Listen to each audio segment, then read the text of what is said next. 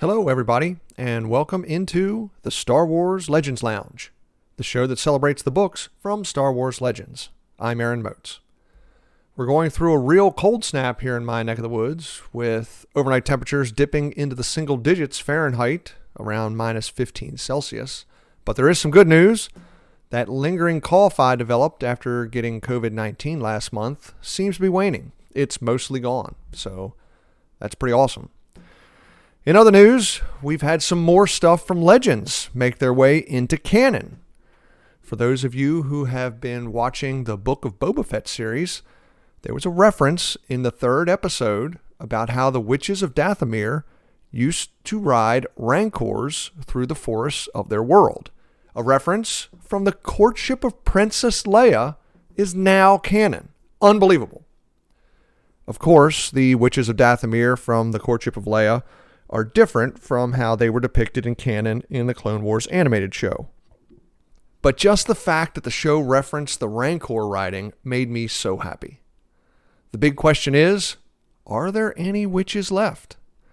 Palpatine basically had them wiped out by the end of the Clone Wars, so maybe the witches riding their Rancors are now history in canon.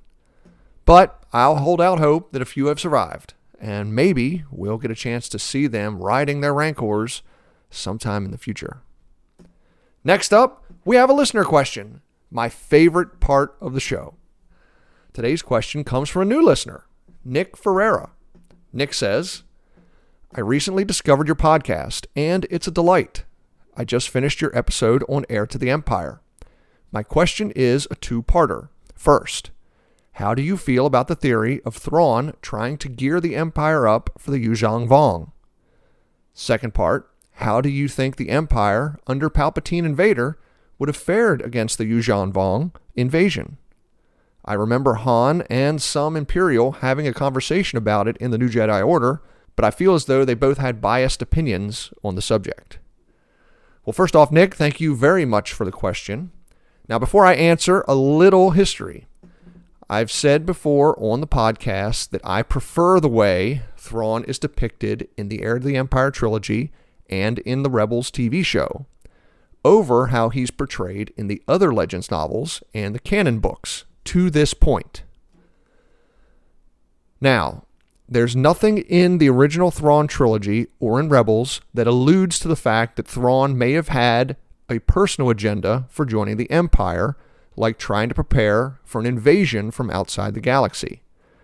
The first time that I remember reading about the Empire and the Chiss having any contact from some sort of greater threat is from the Hand of Thrawn duology books in Legends. If it's referenced somewhere else first, please, any one of the listeners out there, let me know. As to whether or not I believe the theory that Thrawn was trying to prep the Empire from an extragalactic invasion, aka the Yuuzhan Vong, I think it's pretty well established that that's exactly what he was doing in the Legends timeline. When the New Republic makes contact with them, the Chiss talk about the Far Outsiders, and Thrawn disagreed with Chiss law about only using hostilities after they'd been attacked first. So, Thrawn joined the Empire to gain a powerful ally for the Chiss once the Yuuzhan Vong invasion began. Is this one of my favorite parts of Legends? No. To me, it's another one of the examples of Thrawn's character morphing into something different as the Legends timeline goes along. But does it work narratively? Absolutely. Thrawn could have been working for the Empire while still preparing to help his species prepare for the Vong invasion. I think the more interesting question, Nick, is your second one. How would the Empire have fared against the Vong? Now, there is a theory out there among some Legends fans that Palpatine had a premonition of the Vong invasion before he formed the Empire. In fact, it was one of the primary reasons for the formation of the Empire in the first place. Go ahead, Google it. Anybody can find it online. Now, I absolutely disagree with this theory. For me, Palpatine was the culmination of the Sith plan to defeat the Jedi and to bring the galaxy under Sith rule. Personally, I don't think the Empire would have fared well against the Yuzhang Vong. I think the first few years of the Vong invasion would have gone almost exactly the same against the Empire as it does against the New Republic in the New Jedi Order books. It would have started with the Vong taking over some of the Outer Rim worlds. The Empire would have pulled back most of their military resources to the Inner Rim to protect the area around Coruscant. Now, I think the Empire would have been quick to try different methods against the Vong, like biological or nuclear warfare, destroying worlds in order to keep the Vong from conquering them. Because in the end, I believe the only thing Palpatine cares about is power, and he would do anything to try and keep hold of his power. Thank you very much for the question, Nick. If you'd like to be a really cool person like Nick and contact the show, please email me at swlegendslounge@gmail.com or send me a tweet at legendslounge1. Ask me a question or send a message.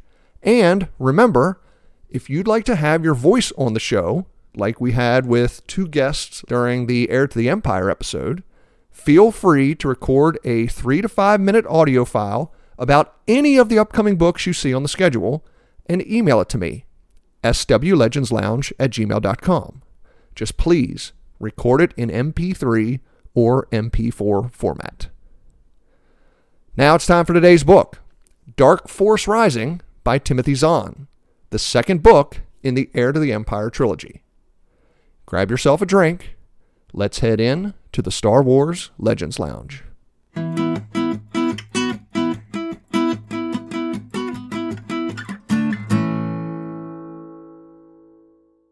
Dark Force Rising begins with Borsk Phalia making a power play, taking advantage of the Imperial attack on the Sluis Van shipyards and a large payment making its way into Admiral Ackbar's bank account. Most of the New Republic higher-ups are skeptical that Ackbar has done anything treasonous, but there is a growing number of soldiers in the New Republic military that are backing Phalia.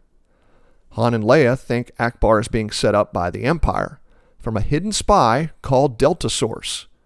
Han and Lando do a little investigating and find out that Phalia and the Bothans seem to have an unusual interest on the planet New Kov. They decide to poke around and try to find out why and enlist Luke to head off to New Kov together. But Leia can't go with them. She needs to fulfill her promise to the Noghri Kabarak and meet him in orbit around Endor. Meanwhile, Talon Karrde is on the run from Grand Admiral Thrawn.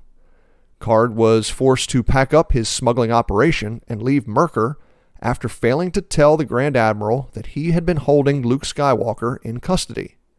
Karrde relocates his organization to the planet Rishi. When Mara Jade presses Karrde about his reaction on Myrkr to Thrawn's request for ships, Karrde reveals that he knows the location of the fabled Katana fleet, 200 dreadnoughts that disappeared before the Clone Wars. Mara suggests selling the information to Thrawn to get the Imperials off their backs, but Karrde refuses, saying he wants to wait and see which of the New Republic or the Empire gains a bigger advantage in their ongoing conflict. But the Empire finds out about the Rishi hideout. Mara is captured, but bargains for her and Karrde's freedom by telling Thrawn that she will get Karrde to give the Empire the Katana fleet's location. But Thrawn breaks the deal and tracks Mara to Karrde's new location, taking the smuggler into custody on the Chimera. On New Kov, Han and Lando discover one of Borsk Phalia's aides at the spaceport. They track the aide, but are taken by surprise by a woman working for a local militia group. They're taken before the militia leader and discover it's the former Corellian senator, Garm Bel Iblis. The revelation stuns Han, who, like the rest of the galaxy, thought Bel Iblis was killed at the start of the Galactic Civil War. Bel Iblis tells them that since his presumed death, he's been waging his own private war against the Empire, and the former senator's organization has amassed an impressive cache of ships and materiel, including 6 dreadnoughts. Han asks Bel Iblis why he never returned to the New Republic after the war. The reason? Mon Mothma. Bel Iblis says that he was uncomfortable with how much power and influence Mon Mothma was gaining in the early years of the rebellion, especially after Bail Organa was killed on Alderaan. Bel Iblis was convinced that Mon Mothma was setting herself up to replace the Emperor. So after he was presumed killed in battle, he decided to leave the rebellion and go into hiding. But the Bothan spy network discovered Bel Iblis's organization, and now Falia wants to bring the former senator and his private army into the New Republic. Lando is skeptical of the tale, but when the two discover that Bel Iblis's 6 dreadnoughts are from the Katana fleet, they demand to know how Bel Iblis obtained them. Bel Iblis says he bought the ships from a former smuggling captain named Hoffner. Han and Lando leave Nukov to find Hoffner. Above Endor, Leia meets with Kabarak and heads off to Honoghr with the Noghri, Chewbacca, and 3PO. Once there, she learns Honoghr suffered a biological disaster following a capital ship battle that raged above the planet. One of the ships crashed down, causing planet-wide earthquakes and volcanic explosions. And once the seismic activity abated, acid rain drenched the landscape, killing most of the plant and animal life. But Darth Vader offered relief to the Noghri, delivering emergency food and supplies. Vader vowed that the Empire would clean the planet in return for the Noghri serving as special commando units. With Vader and the Emperor dead, the Noghri now serve the Grand Admiral. While Leia and Chewie contemplate how the New Republic can help the Noghri people, Thrawn arrives to interrogate Kabarak. The Grand Admiral believes that Kabarak was held captive on Kashyyyk for a month and interrogated by the Wookiees, revealing secrets about his mission to kidnap Leia. Kabarak is taken to the Noghri capital of Nesteo to be held by the Noghri dynasts until he reveals what happened on Kashyyyk. On the planet Jomark, Luke discovers that something isn't quite right with Juros C'baoth. The Jedi Master doesn't act like Yoda or Obi-Wan Kenobi. He's much harsher when dealing with other people. When asked about it, C'baoth says that it's a Jedi's obligation to lead the public. "We know the Force," he says. "We know what's best for them." It's an opinion Luke doesn't agree with. The Jedi are supposed to be the beacons of peace and justice in the galaxy. They're not supposed to make decisions for how people are to live their lives. One night, after another tense session of meting out judgment, Mara Jade arrives to ask Luke for his help to free Talon Karrde. C'baoth uses the Force to attack Mara and Luke when he steps in to defend her. But together, the two are able to defeat the crazed Jedi Master with R2-D2's help, leaving C'baoth alive but unconscious. Mara and Luke leave Jomark and head to the Wistral system. The plan is to commandeer an Imperial supply shuttle that will be meeting up with the Chimera soon. And the plan basically goes off without a hitch. Luke and Mara sneak into the detention block, free Karrde, and following a brief firefight, they escape. Karrde thanks Luke for helping Mara break him out. He tells Luke to take them to Coruscant. To pay off the debt, Karrde says he'll offer the New Republic the coordinates of the Katana fleet. Han and Lando track Captain Hoffner to a casino on Pantalo Min, but they learn that the ship thief Niles Ferrier got to Hoffner first and delivered him to Thrawn. Han and Lando are caught in the middle of an Imperial attack on the casino, but they are able to escape, and they head back to Coruscant to inform the Council. On Honoghr, Leia and Chewie are at a loss with how to help the Noghri. Chewie runs some scientific tests that show the decontamination droids the Empire left to clean the soil should have been able to finish their work in about 8 years. Leia talks with the village Matrak about the Noghri service to the Empire. Leia feels guilty about the Rebel Alliance's role in the devastation on the planet and how they never offered assistance to the Noghri people. In fact, they never knew the Noghri existed. The Matrak tells Leia that the Noghri are honor-bound to serve the Empire. They need to pay their debt for Lord Vader's help in trying to restore their planet. The Matrak laments the 4 sons she lost to Imperial service. Leia begins to offer her condolences when she stops short. Isn't Kabarak her son? The Matrak says Kabarak is her 3rd son, the son of her first son. Leia is stunned. Kabarak is the Matrak's great-grandson. Frantically, Leia asks the Matrak how long ago the space battle took place over Honoghr. 44 years ago, she answers. Leia is horrified. The space battle didn't happen during the Galactic Civil War. It happened during the Clone Wars. The Empire has been slow-playing the Noghri for nearly half a century to keep them indentured to do the Empire's bidding. The decontamination droids haven't been purifying the soil, they've been keeping it poisoned. Leia and Chewie take their evidence to the Noghri Dynast, revealing the Empire's treachery. The story ends at the Katana fleet. Karrde leads a New Republic scouting unit to confirm the fleet's position. There, they are surprised by a pair of Imperial Star Destroyers. But Han and Lando use the Katana's slave circuitry to use one of the dreadnoughts as a battering ram, slamming it into one of the Star Destroyers. The two ships explode in a ball of fire. In the aftermath, the New Republic only finds about 15 dreadnoughts remaining. Thrawn has beaten them to the Katana fleet, and the Grand Admiral has taken more than 180 of the warships with him. Time for a break. When we return, I'll talk more about Dark Force Rising, and I'll try to answer the question, how much of this book really works? I'm Aaron Moats. Stay tuned. You're listening to the Star Wars Legends Lounge.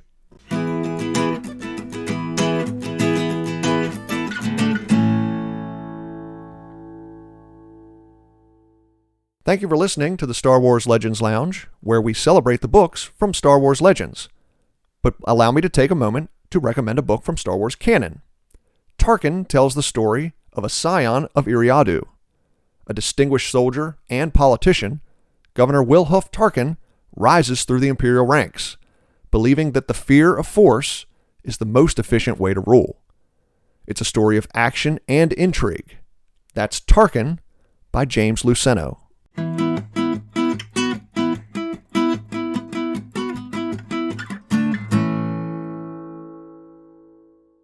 Welcome back to the Star Wars Legends Lounge, the show that celebrates the books from Star Wars Legends. I'm Aaron Moats, and today I'm talking about Dark Force Rising by Timothy Zahn, the second book in the Heir to the Empire trilogy. Now, before I went to break, I asked the question, how much of this book really works? And to be honest, yes, that question is a little bit facetious. Does the book work? Yes. However, are there a lot of things in this book that make me scratch my head? Also, yes. I think of the three books in the Heir to the Empire trilogy, now I know we haven't talked about the last book yet, The Last Command, but I think of the three books, the first book, Heir to the Empire, is by far the best book. There are some good things in Dark Force Rising. There are some good things in The Last Command. But I think there are just as many things in those books that probably don't work as well as Zahn intended them to. Overall, I think the trilogy is greater than the sum of its parts. When you talk about Dark Force Rising specifically, I know I don't usually do this on the show, but today I'm going to be a little nitpicky. Let's start with the Noghri.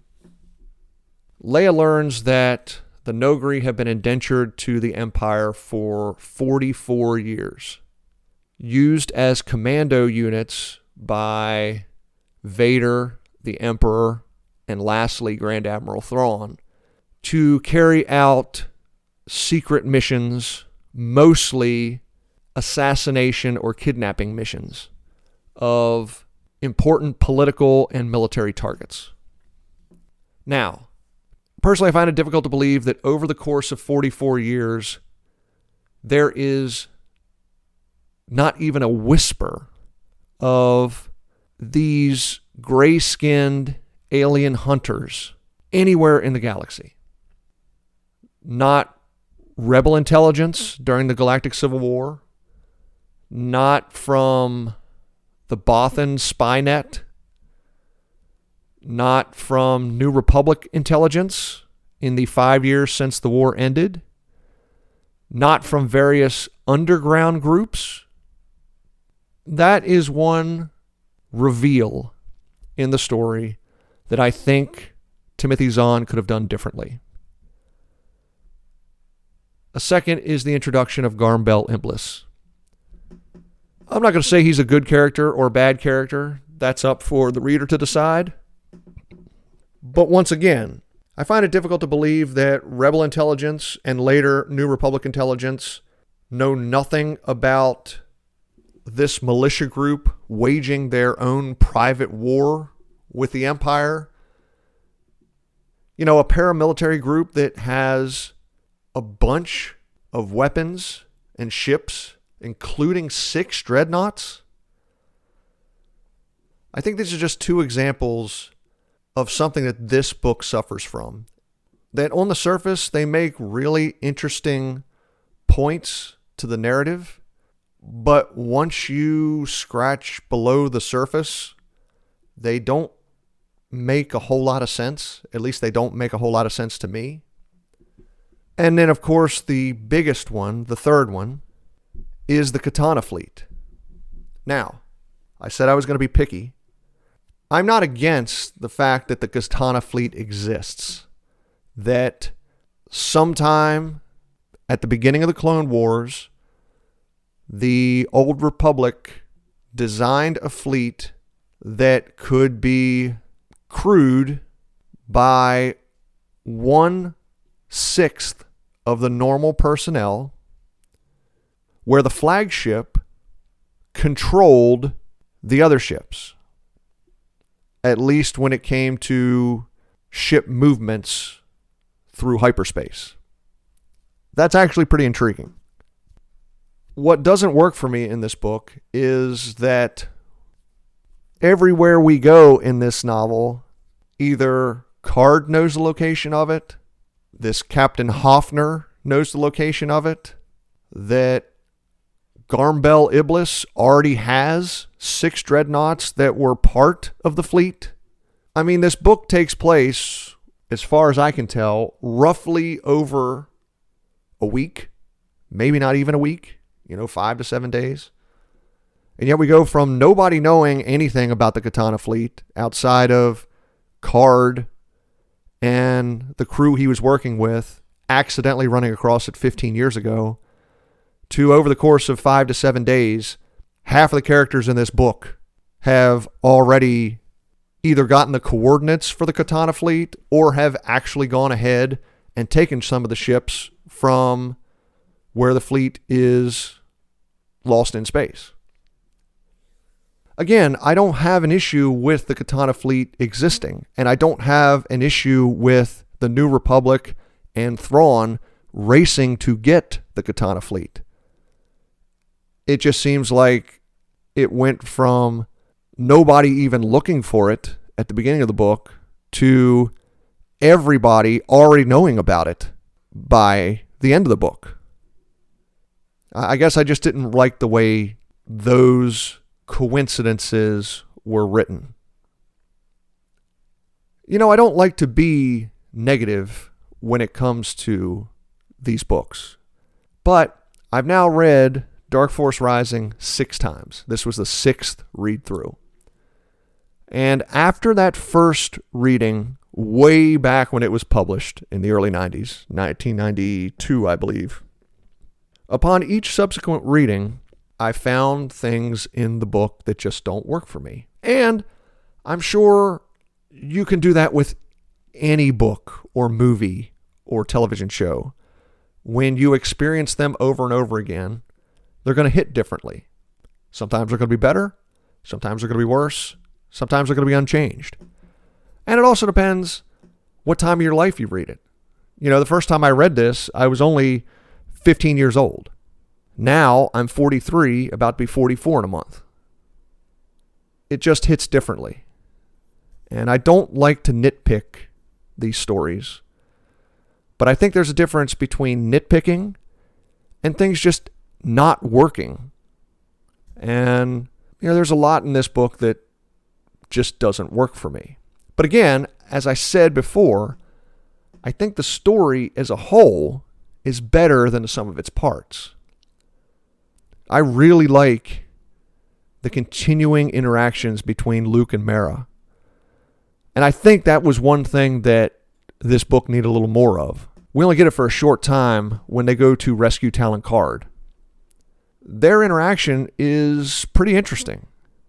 Luke's interactions with Joruus C'baoth are pretty interesting. As I've said before, C'baoth is not one of my favorite characters in Legends. Either the original C'baoth from back in Outbound Flight or the clone C'baoth here in the Heir to the Empire trilogy. But in the 2 chapters where Luke is training under C'baoth and he is hearing these opinions of the Jedi and their role in the galaxy, and he's comparing them to what he was taught by Yoda and Obi-Wan Kenobi. It's pretty fascinating, Luke's own inner turmoil with these conflicting opinions. I mean, let's face it, Luke's only ever known 2 other Jedi.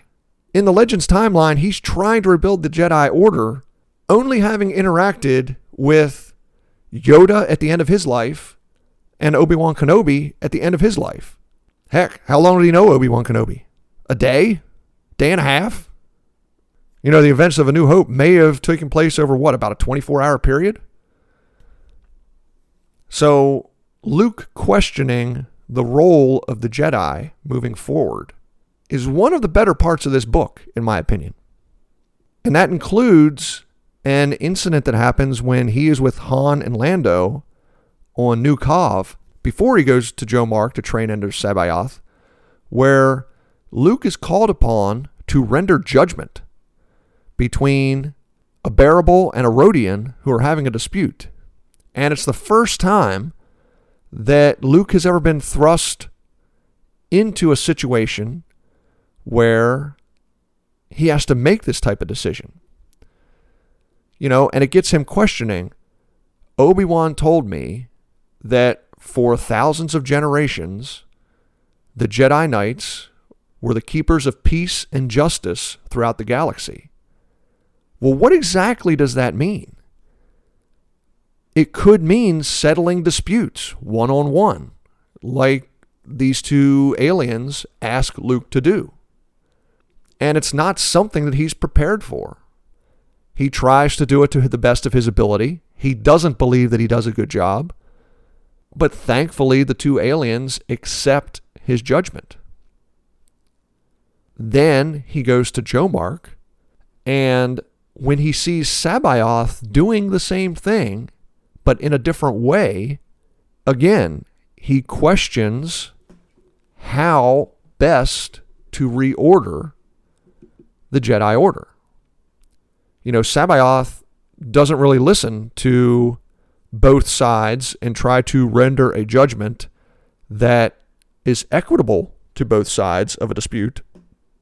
C'baoth hears what happened, uses the Force to basically invade the 2 people's minds to see if there's anything that they are omitting or lying about. And whenever he renders judgment, it is almost always skewed toward one of the complainants over the other. When Luke asks about it, C'baoth basically says that these petty arguments are beneath the Jedi. The best thing to do is simply take care of it as quickly as possible so that the Jedi can then go about the business of making the big decisions on how to best lead civilization forward, which for Luke runs contrary to everything he had been taught by Obi-Wan and Yoda. So that is one thing in this book that I really like. I just don't think there was much of it. There was only about 4 chapters total out of the, I think there's 29 or 30 chapters in this book. I think there's only 4 chapters of that. But there are other things to like about this book. If you're a fan of Leia, they give Leia a big part in this book. We are with her interacting with the Noghri on Honoghr for a large portion of this book. And we see Leia doing what Leia does best, trying to help people. And she does it not simply with her diplomatic skills. She uses the Force. She tries to use some of the Jedi techniques that she has learned from Luke. It's one of those things that I wish we had gotten more of in the sequel trilogy. Now, maybe it is something we will get more of in canon, be it in books, comic books, television shows, whatever. But one aspect of the sequel trilogy of movies I wish we would have gotten more would have been Leia using the Force, or just Leia using some Jedi techniques, whether it's through the Force or not, but just some Jedi techniques that she learned training under Luke. I wish we would have gotten some of that. And maybe we would have in The Rise of Skywalker if Carrie Fisher hadn't passed away before they filmed that movie. Who knows? Finally, one last thing that I really did like about this book was that Grand Admiral Thrawn makes some mistakes.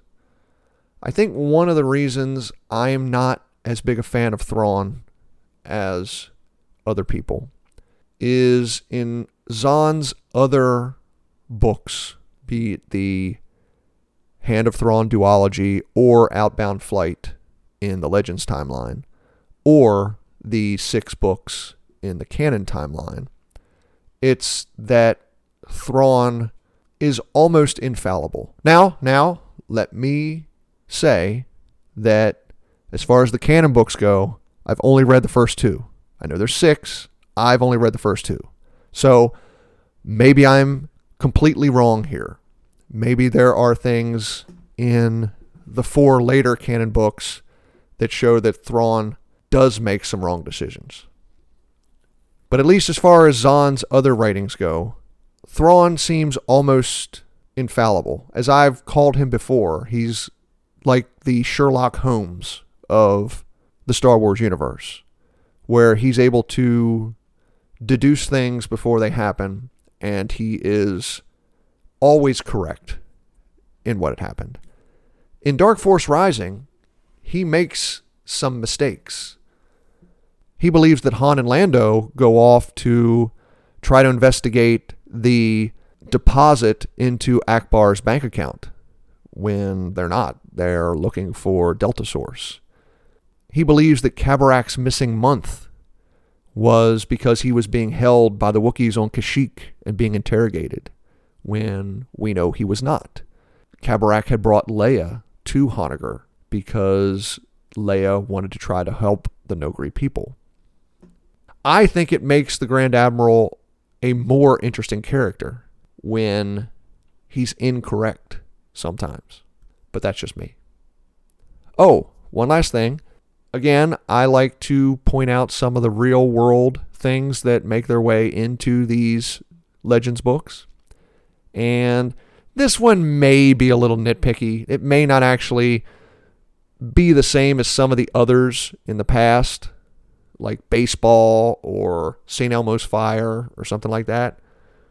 But Garm Bel Iblis's hideout is called the Peregrine's Nest, meaning that in the Star Wars universe, they know what a peregrine is, which in the real world here is a type of falcon. Again, that one may be a little nitpicky because I do believe they have other things like vipers or they call other things vipers and stuff like that in Star Wars. So, take this one with a grain of salt. Oh, I forgot. Last week for Heir of the Empire to point out one of the ones that everyone laughs about in Legends, and that is, of course, Luke's infamous hot chocolate. Forgot about that one last week. Wanted to get it in. Time to wrap up. Thank you for tuning in to this episode of the Star Wars Legends Lounge. On the next episode, we'll finish the series. Join me for The Last Command on February 4th.